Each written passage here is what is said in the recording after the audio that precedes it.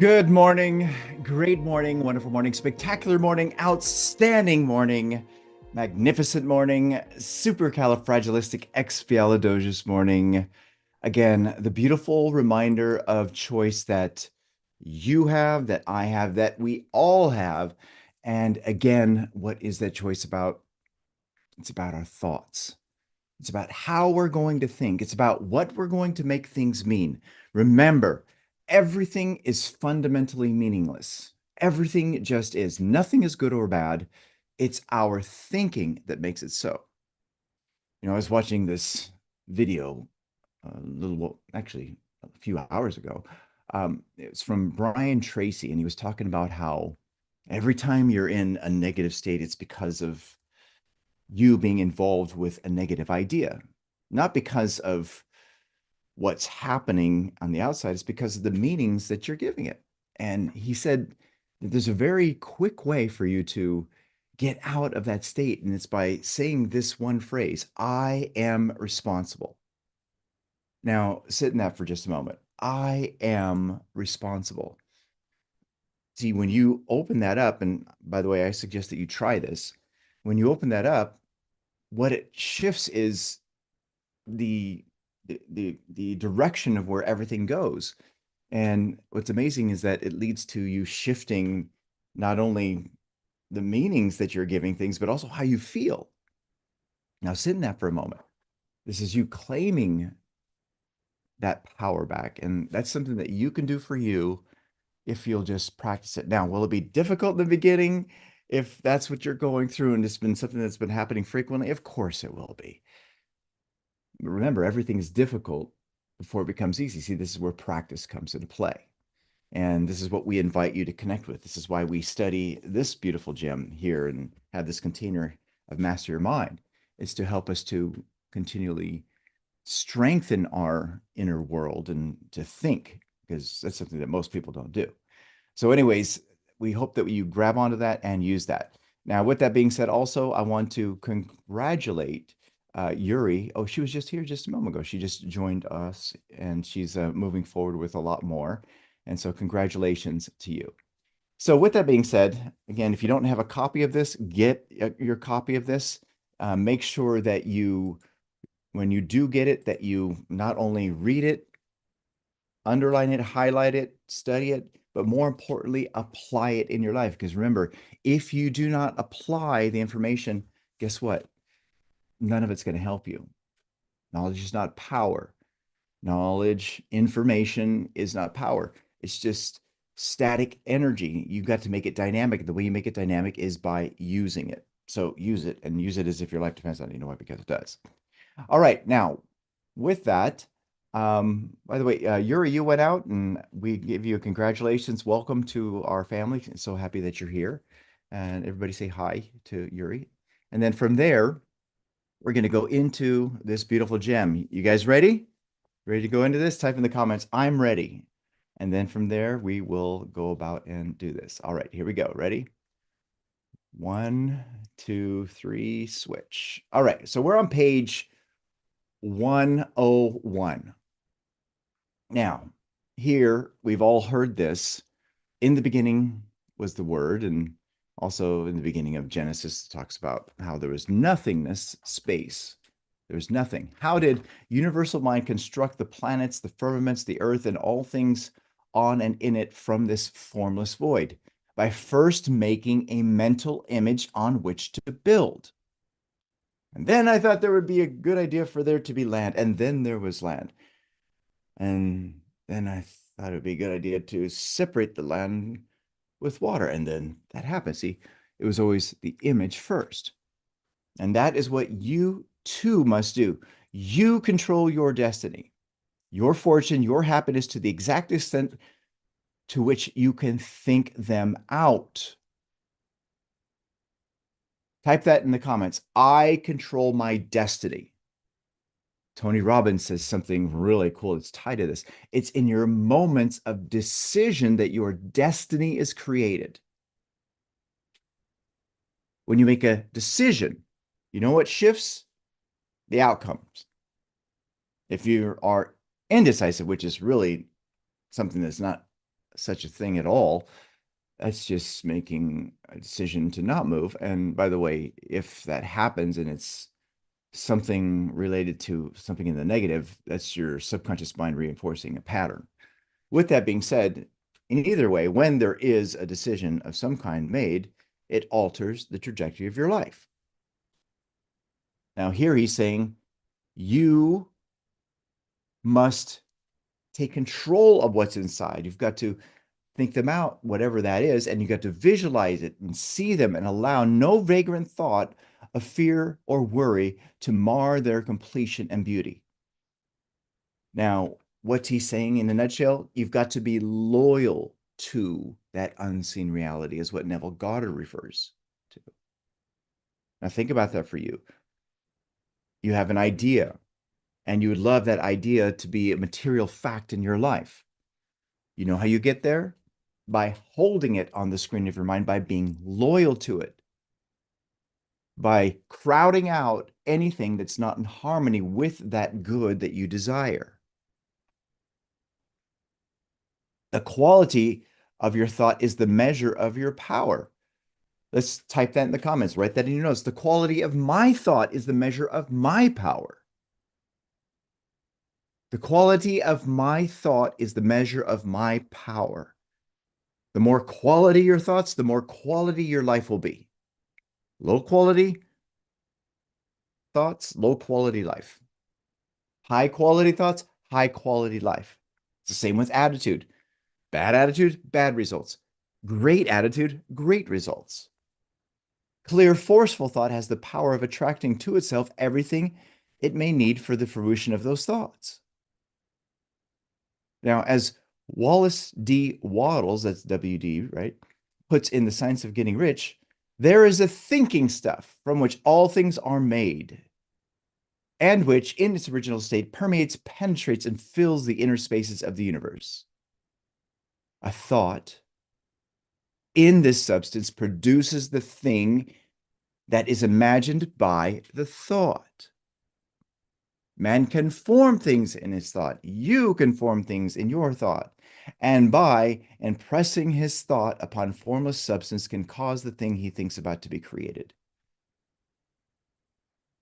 That's one of the most amazing syllabuses I've ever read. And again, that comes from The Science of Getting Rich. Let's read that again. There is a thinking stuff from which all things are made, and which, in its original state, permeates, penetrates, and fills the inner spaces of the universe. A thought in this substance produces the thing that is imagined by the thought. Man can form things in his thought, and by impressing his thought upon formless substance, can cause the thing he thinks about to be created. Oh my gosh, we're going to go over it one more time. It's so good. Now connect with this for you. There is a thinking stuff from which all things are made, and which, in its original state, permeates, penetrates, and fills the inner spaces of the universe. A thought in this substance, in this thinking stuff, produces the thing that is imagined by the thought. Man can form things in his thought, and by impressing his thought upon formless substance, can cause the thing he thinks about to be created. The connecting link between your conscious mind and the universal is thought. And every thought that is in harmony with progress and good, every thought that is freighted with the right idea can penetrate to the universal mind. And penetrating to it, it comes back with the power of the universal mind to accomplish it. The universal mind operates according to the same law that your subconscious mind does. It must accept. It doesn't have the ability to reject. And then moves according to whatever has been impressed upon it. You don't need to originate the ways and the means. In other words, how is none of your business. The universal mind knows how to bring about any necessary results.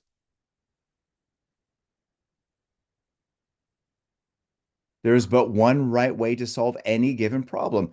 When your human judgment is unable to decide what that one right way is, turn to universal mind, turn to God for guidance. You need never fear the outcome, for if you heed its advice, you cannot go wrong.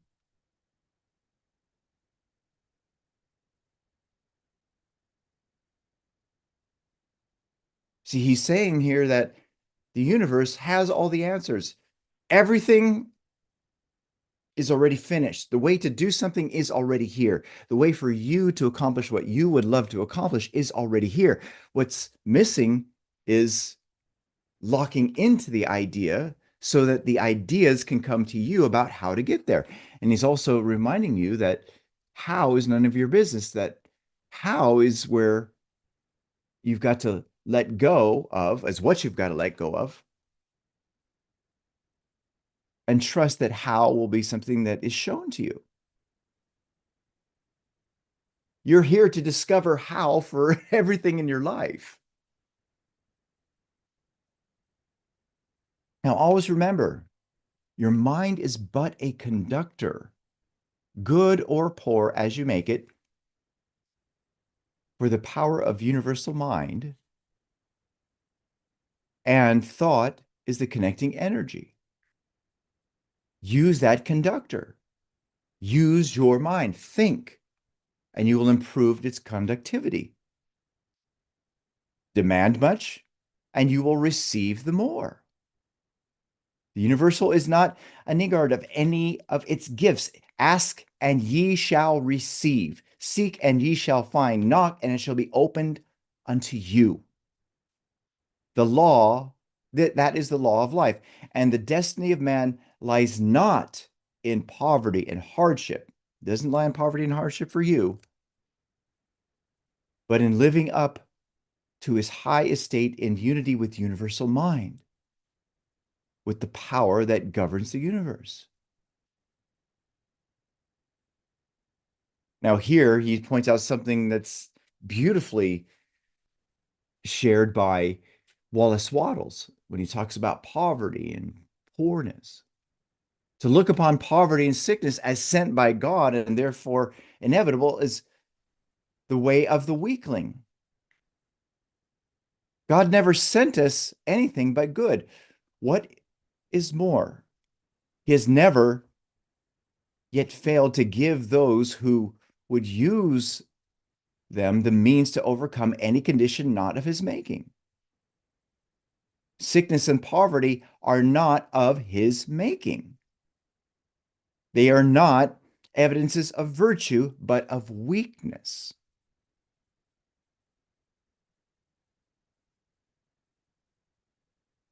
God gave us everything in abundance, and he expects us to manifest that abundance. All you have to do is look at nature to see that this is true. Look at nature. Nature is massively abundant. Look at all the blades of grass, the trees, the water.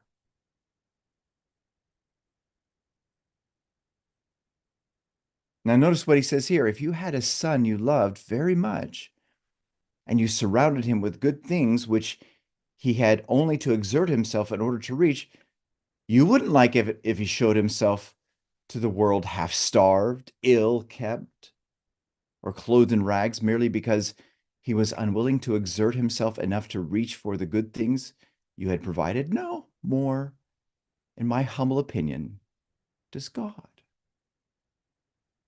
Now, I want to address something here because I'm certain that if Robert Collier were alive today, he would adjust this statement.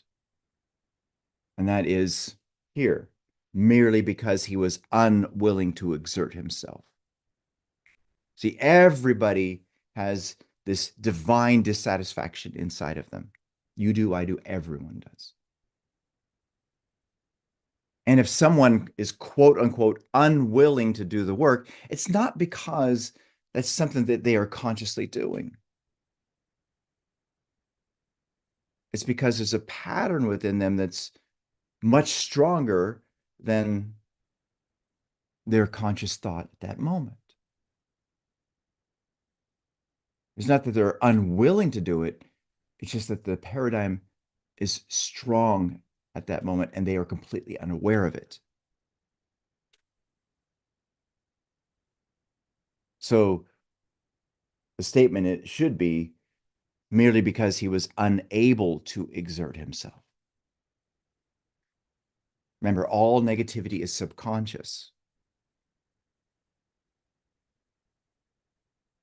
When you are not moving forward or growing, and if the other direction is more of the same, no change, disbelief, and you know that you don't want that, and if you go that direction, are you willingly going that way? Or is it just that there's a pattern there that's super familiar that you're drawn to it? So, anyways, that's what I'm certain he would shift this narrative to be. I know what he's talking about, but I wanted to be clearer for you on this. Now, man's principal business in life, as I see it, is to establish a contact with the universal mind. It is to acquire an understanding of this power that is in him. With all thy getting, get understanding, said Solomon. Now, here he's again pointing out that you have this power within you. Thomas Troward wrote this incredible book called The Hidden Power. And again, this is what Robert Collier here is pointing to. And he read Thomas Troward, he referred to him many times, he refers to him many times in this book. Now, before we proceed, for those of you who are watching this live stream, if you want to continue with the remainder of this call and have access to the replays, then do yourself a favor and go to elevitality.com and register for Master Your Mind. You'll thank yourself later.